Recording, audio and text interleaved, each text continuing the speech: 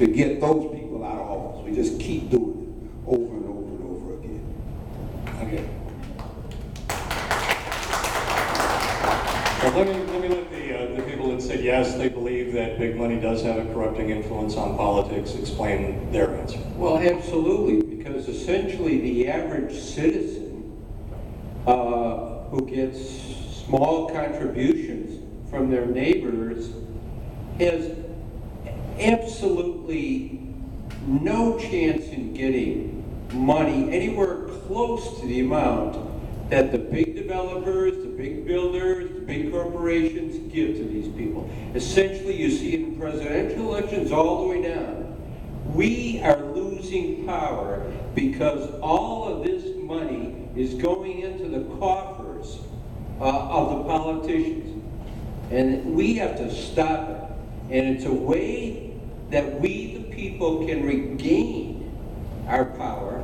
And that is stop this runaway, money buys all kind of scenario. I am totally against it. In the words of Congressman Barney Frank, I'll take votes over money any day.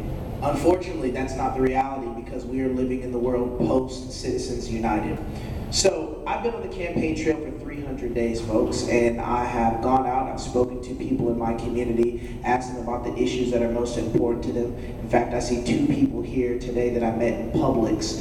We were just having a conversation about the homeless issue and they decided to come out. And so those are the kind of relationships that I'm forging as I'm on the campaign trail. However, in order to be competitive, I would be a fool if I was not raising money. Because unfortunately, in today's society, people and political parties do not take you seriously enough unless you raise a certain amount of money. I would love nothing more to do than have to call people here in this audience and ask you for money. Do you think I enjoy doing that? Do you think that's fun? Absolutely not. I've been cursed out in multiple languages. I don't like doing it.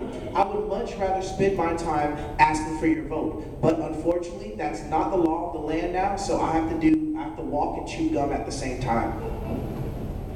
A twist on the same question.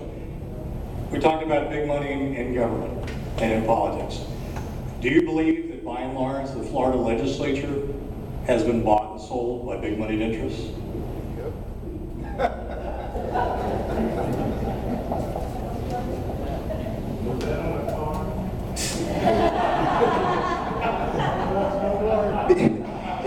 Because I'm a hopeless optimist, I'll say no. No, I don't believe that the legislature has been bought and sold. I believe that there are legislators who have less than the integrity that they should have to represent people because they are more impacted by the people who give them money than they should be. The vast majority of them have been. Thank you. This is yes or no again. Will you support the passage of state laws that deny to local governments their ability to control as they see fit matters concerning matters concerning the environment? Do you believe the state should limit the ability of local governments to protect the environment? Yes or no? No, I do not. Yes, I do. No, I do not. Interesting. Are we allowed to expound? Well, go ahead briefly.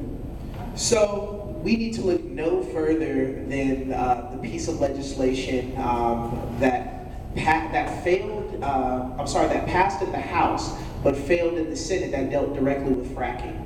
This was a piece of legislation where the House, many folks who actually represented this local region right here, thought that it was okay to pass a law that essentially lifts the moratorium on local governments who would like to ban fracking. So this is what I mean. So the Broward County Commissioners banned fracking in Broward County. That law that was passed by the House of Representatives said, well, county commissioners, I know you might understand what your folks in Broward County believe, but we think that we have a better idea. And I don't support that by any means, because you get bills that are passed, like the fracking bill, that thank God failed in the Senate, but it passed in the House. Okay, since you anticipated another question, let me let the other two candidates answer that. A bill almost passed recently that would seem to limit the ability of local governments to pass their own regulations regarding fracking and horizontal drilling, and leave that regulation only up to the state. This has been a real issue as close to home as Collier County. If that bill is introduced again, would you support it, yes or no? And Marty said you would oppose it. So Reverend Golden? I think the answer to statewide problems is not changing the legislation. We need to change the legislators. That's why I'm here. Because if that bill that was voted down had been voted up, if I were there, I would have voted for that. I don't know whether it failed by 1 vote or 10, but however many votes it failed by, it would fail by less than 1 more vote, because I would not be supporting it. We cannot keep believing that what happens in Broward County only impacts Broward County. This is the state of Florida. There are 67 counties, and there are some issues that are big enough that require state action. And when you don't get the state action that you need, you change the state legislators. Not just the fracking, but we just got through talking about the environmental sensitive lands purchase. You change the legislators. That's what the problem is. The Affordable Housing Act under the Sadowski Act, where they took monies and put it in other places. We've got to change the legislators. And I'm telling you, we can buy that siren song that, well, it's all of the money that makes the difference. I'm here to look you in the face and tell you, you make more of a difference than any one person with all of the money that they got, because you got the same thing that person has, a vote. We just can't keep doing that. It's inspirational, but I am curious whether you would vote for or against a bill to prohibit local governments from limiting fracking. I would vote for. So you think the legislatures should protect fracking throughout the state? I think legislation directed at addressing fracking should be statewide legislation. Okay, You interesting. didn't ask me whether I supported fracking. You asked me whether I supported the legislative ability of the state to deal with statewide problems. So don't go out here and say Reverend Golden supports fracking. I don't. Use the microphone. Let's start curious. Now, I think we want to pin you down on this. Vernon is doing that intentionally, I know that. But There was a bill that protected fracking throughout the state of Florida. It prohibited local governments from interfering with the question of fracking. It protected fracking statewide. Was that a good bill or a bad bill? Okay, the bill was bad. Now, don't go out here telling people that Reverend Golden said he I was supported confused. fracking. The bill was bad. Okay, very good. Okay, but the governance, the representative governance, fracking is a statewide problem. As a matter of fact, fracking is a national problem, just like the coastal problem that we had with the drilling close to the coast in Florida. There are some problems that are just bigger than us locally. Would you favor a state law that would prohibit fracking all Yes, throughout that's the state? my whole point. I'm saying that I would. Okay, new question. Okay. Thank you very much. Can I? Yes, please. Sorry. This goes to the basic philosophy of government. And that is, the closer to the people, that is the best form of government. We essentially know better in the city of Sarasota or the city of Bradenton as to what needs to be done versus some people in Tallahassee. This is so important. You essentially have to have government as close to the people as possible. Only when a particular issue cannot be addressed by a city or a town or a village do you go to the county. And only when it can be addressed at the county level do you go to an inter-county situation? The problem is we have lost control of our government. We, the people, have lost control. Why? Because we give it to people who are 450 miles away or up in Washington, D.C. We need it here. That's where we need it. We can decide ourselves what needs to be done. Thank you. I'd like to ask you what your thoughts are about what's called Enterprise Florida. What do you think about Governor Scott's push to fund $250,000 for Enterprise Florida to use to pursue companies to come to Florida to offer new jobs at higher wages? Is that are you for that or are you against that? Against Enterprise Florida being funded. Okay, very good. I'm against that. I too am against that. Okay, let's talk about something non-controversial for a change. Gun control. Yes or no? Do you support open carry of weapons on campus, on school campuses? Yes or no? How many languages can I say no in? No. Niet, nine, no.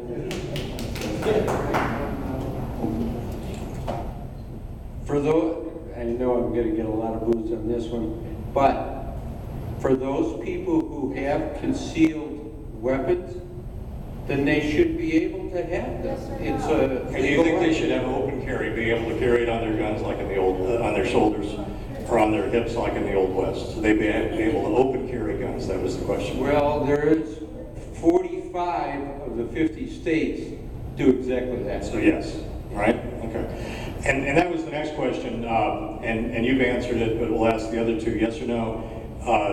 Would you allow, by state law, people that have concealed gun permits to carry guns concealed onto campuses? Yes or no? Yes. No. Not any campus. College, high school, elementary, no. Got it. There's a caveat to this. So does it have to be yes or no, or can I? It's probably a yes or no question. Okay, so the answer is yes. Now can I give my caveat? Briefly, please. Law enforcement. Law enforcement personnel only. Law enforcement personnel. So not just anybody with a permit. Okay, very good. Exactly. And then finally on this subject, do you support prohibiting colleges from regulating guns on their grounds and college premises, including in dormitories and classrooms? Should there be a law that prohibits colleges from restricting guns? Yes or no? Yes. No. No. Something called dark sky regulations, and I probably ought to explain what it is. That's a law that would require development throughout the state to shield the lights in their developments so that it focuses the light down and keeps the sky dark. Do you think a law like that would be, would you support a law like that or not? Yes or no? Yes for such a law, no against such a law. I would say no.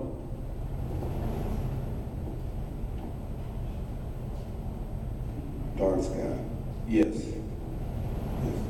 Can you ask the question one more time? Okay.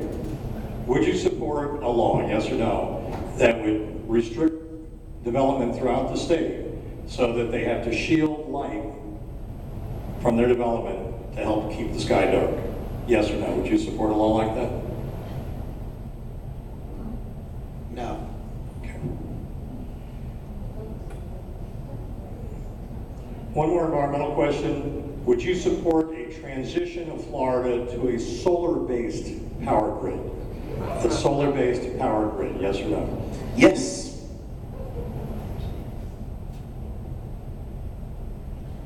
I don't know. No. Okay. Can I just add a little bit to it?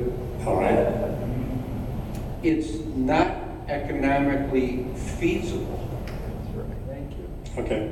Two more questions from me, and then we'll turn to audience questions read by our CONA leaders.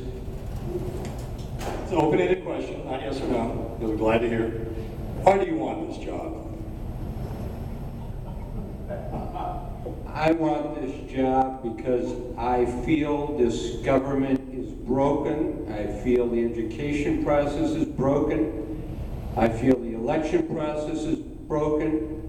I feel that we, the people, have been left behind and the elites and the power brokers are ruling, and I want to turn that around.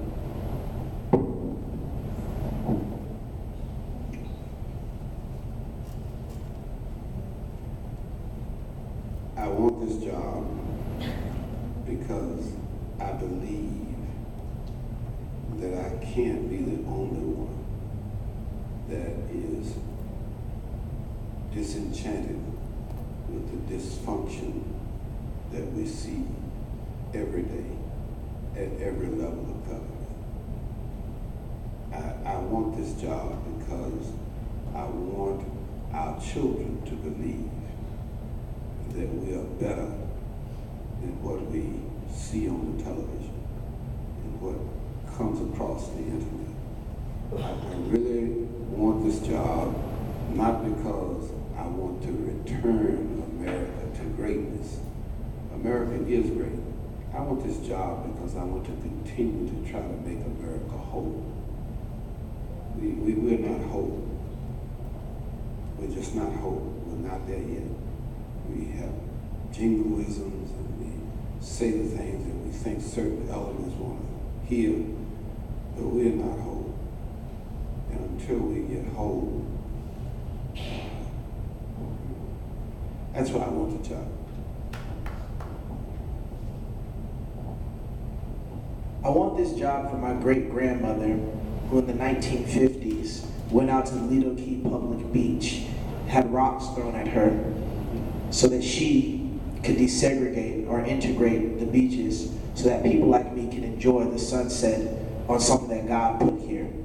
I want this job because at 19 years old, my father helped integrate the Sarasota County Public Library system.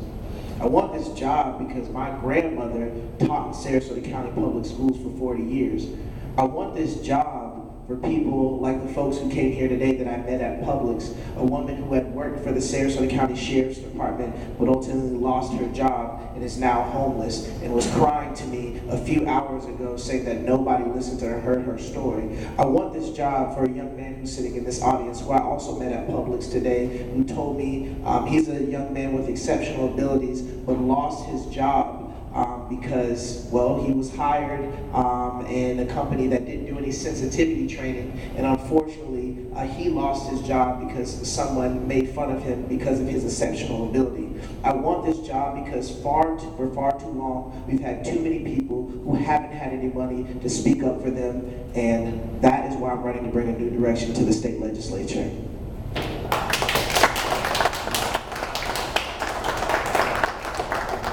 Thank you all. I've been given a choice to ask just one question of my own, actually a yes and no, and then a follow-up. You hear a lot of candidates say that we've got too many regulations. And one of the things I want to do when I get to Tallahassee is to repeal regulations. Is that part of what you stand for? Repealing regulations, yes or no? Yes. So if I could... We'll look at an explanation. Yes. Yes. Okay, the follow-up question, very limited follow-up question is this. Name one regulation, because most regulations are there to protect public health, safety, welfare in some way or another. One regulation that you would repeal, if you could, in the Florida legislature. When it takes a restaurant owner over 1 year to get all through the regulations, that is over-regulation. Specifically, which one of those regulations should be repealed? Since I didn't go over every one of them with them, Just one. I can't tell, but I will say this. I can review those and I can come up with more than one that are beyond what's necessary. So your answer is I don't know, right? Okay. Reverend Goldenwood, name one regulation that you would repeal. I would repeal the Pastors Protection Bill that was just passed. don't need to be protected from the legislature. The legislature needs to watch out if I'm elected. I said the pastor's protection bill. I do not need protection to be a pastor. I don't need protection from anything or from anybody. My protection comes from on high. But if I'm elected, the legislature will need protection. Other than the pastor's protection bill, could you name one regulation that you would repeal if you could? Sure, I would repeal the piece of legislation that limits craft distilleries to actually producing only or selling directly only 2 bottles per year to a consumer. So I had the opportunity to actually meet with the owner of Siesta Key Rum, and unfortunately, due to this crazy regulation, they have to pay for a database that essentially scans your driver's license to ensure that you only buy 2 bottles per year of that particular product. I think that's a waste of taxpayer dollars, and I think that's a useless regulation, and it hurts local businesses like Siesta Key Rum. I want to thank the candidates personally for such good direct answers in most cases to those questions, and certainly thank you very much for being here today. But now I'd like to turn it over to Kathy Benz to ask some audience questions. I'd like a round of applause for Dan, please.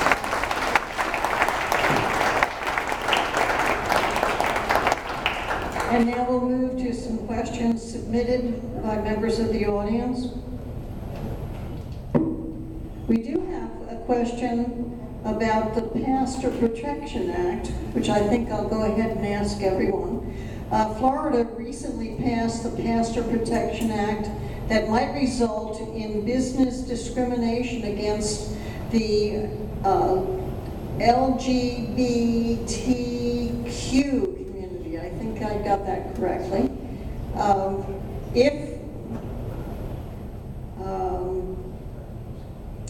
I'm not sure what the next word would be. If elected, would you work to expand protections for the LGBTQ people in Florida?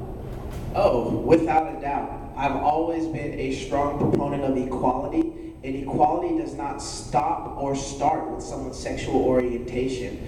So I am a major proponent of protecting the LGBTQ community, and a lot of folks think that because now gay marriage is the rule of the land, that we can just wipe our hands and say, well, everything is great. But that's not the case. We still need protection in the workplace, and so that's one of the things that I want to fight for. So absolutely, I will be, I think, the biggest advocate that this area has ever seen for the LGBTQ community. Reverend? I wish that we did not need to protect minorities from the majority. But because we are not whole, we have to. We have to. Because if we do not protect the minority from the majority, one day the majority will be the minority. And this way of life that we have struggled to bring about for the last 200 plus years will seriously be in jeopardy. Because we must never forget that when we started out talking about who was and who constituted the majority in this country, it was white, Anglo-Saxon, Protestant males. We've come a long way. We cannot go back now.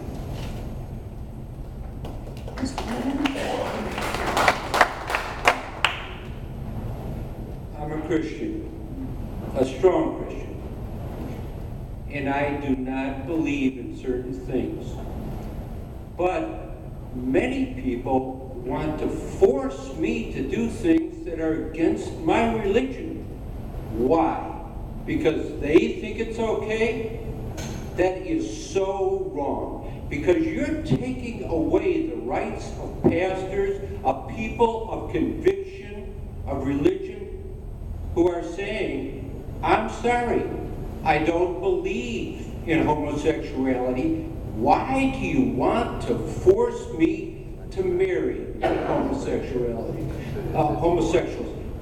I can't believe that people are trying to force individuals to go against their religious beliefs because they believe it to be okay. There is the First Amendment, and it is called freedom of religion. So please, let people who believe that certain things are wrong from a biblical standpoint to not be persecuted. And I find it unfathomable that so many people are criticizing Christians for their beliefs. It is wrong as wrong can be. In February, Sarasota County conducted a survey about neighborhoods. The top two priorities were neighborhood safety and neighborhood natural environment. What do you see as the state's role in addressing these sorts of concerns? Well, again, I'd like to see the individual counties taking care of it, the individual municipalities taking care of it. I don't see us giving rights up to the state. Taking away our own individual rights is the answer to these questions. So essentially, I believe the best people to decide about their own individual protection and safety are the ones who live in the community they do live in, not the state, not Tallahassee or Washington, D.C. Reverend? You could cover a lot of territory dealing with the difference between the responsibility of the state and the rights of lesser political divisions. Could you hold the microphone a little bit closer? Yes, ma'am. Thank you. I'm going to try to give a real example here. One of the problems that we've experienced, not only in this state but around the country, is excessive police force, which I think addresses the issue of safety in our neighborhoods and quality of life. So I think that something like that is helped when you pass legislation that allows for the investigation of any allegation of brutality and certainly any death that results in, as a consequence of law enforcement involvement, be investigated by the state agency. We do have the Florida Department of Law Enforcement. So I would support legislation that tries to make us all safer and tries to make us all more comfortable in that regard. The legislature did take a step this year, it didn't make big headlines, but they did pass a law that regulates the use of body cameras by law enforcement officers at the local level, which creates a standard. And I think that it's important that the same standard of justice that came out of Pensacola, you can expect in Tehran. One last example is the new marijuana laws that just passed. I represent a kid right now, stopped for marijuana in one of our counties to the north, got stopped. Now he's resisting arrest. Now he's doing some all kind of things that we're trying to get him out of. If he had been one county over with the amount of marijuana that he was in possession of, he would have received a civil citation.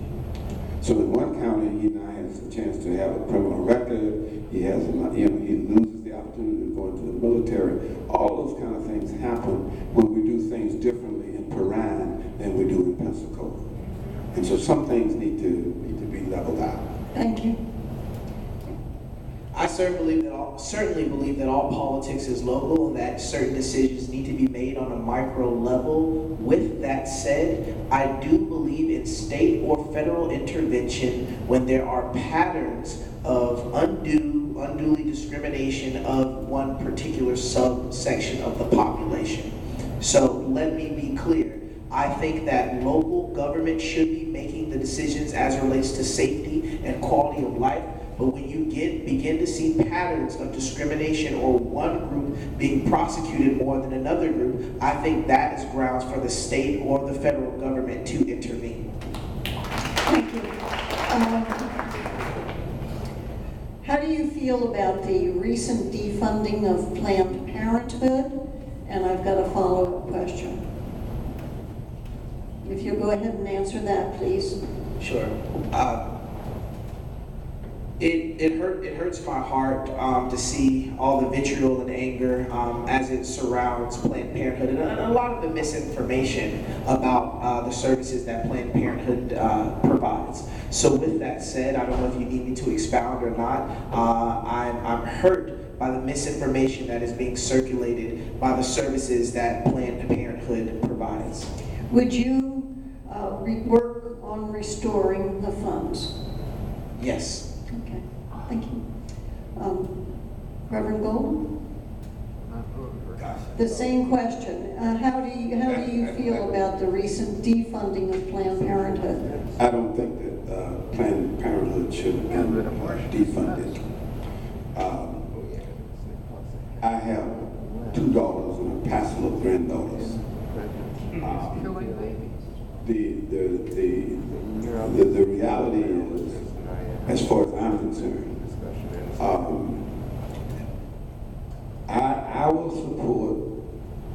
will support the defunding of Planned Parenthood when contraceptives are mandatory for men.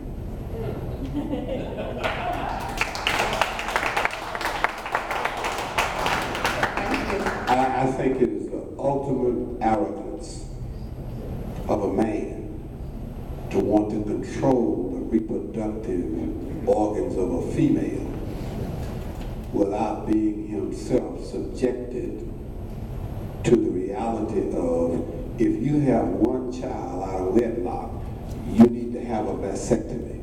So when we get to that point, then we'll revisit the question of defunding Planned Parenthood. Because first off, it ain't Planned Parenthood. It's Planned Parenthood on the women's part. So when we have Planned Parenthood on the men's part, then we can talk. But I'm tired of being made to feel guilty, first off, because I'm a minister. Christ was a compassionate Christ. The woman that washed his feet was a sinner woman. And he loved her. So we got to come down. This is what I'm talking about, this divisiveness that we have. There's not a man in this room that can have a baby. And we got to stop using excuses to keep us divided. Thank you. I'm presuming that you would then work toward restoring funds. Yes. Okay. I would work toward restoring Planned Parenthood, and if enough women came to me, I would work toward restoring Planned Parenthood, and if enough women came to me and said, I'm tired of these men getting us pregnant and not marrying us, I would support having men required to have vasectomies.